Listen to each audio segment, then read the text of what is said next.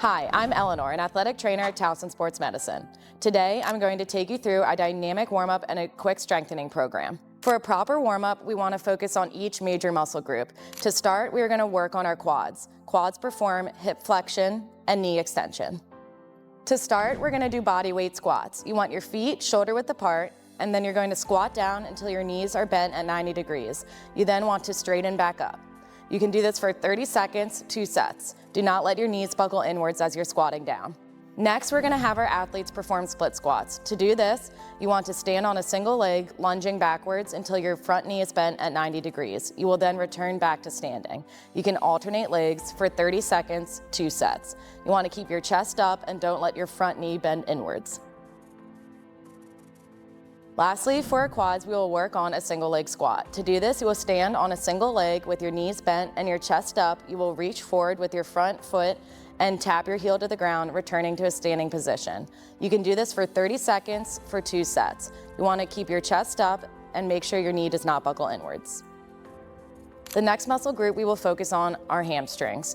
Hamstrings perform hip extension and knee flexion. The athlete will now perform glute bridges. Glute bridges work on strengthening the hamstrings. To do this, you want to lay on your back, knees bent to 90 degrees, feet shoulder width apart. You will then drive your hip upwards, keeping your glutes tight. Hold this for 3 seconds and lower back down. You can do this for 30 seconds, 2 sets.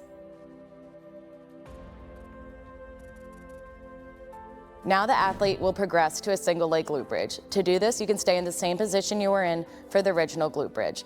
To do this, you will bring one knee to your chest, driving your hips up through your supporting leg. You can put all your weight on your supporting leg heel. You can do this for 30 seconds, 2 sets, and then alternate legs. For this next exercise, you will grab a partner. Kneeling in front of your partner on a soft surface, have your partner grab the back of your ankles. With your arms out in front of you, lean forward as far as you can, controlling the movement with your hamstrings and your glute muscles. When you can no longer hold the position, gently take your weight onto your hands, falling into a push-up position.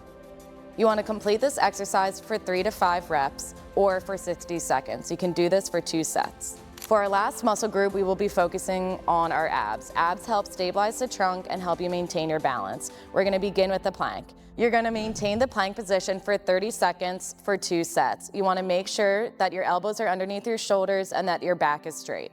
We are now progressing to a single leg plank. Keeping your back flat, lift up your back leg. You can hold this for 30 seconds for 2 sets. We are now progressing to a side plank. Keeping your hips in line with your shoulders, raise your hips off the ground, facing one side.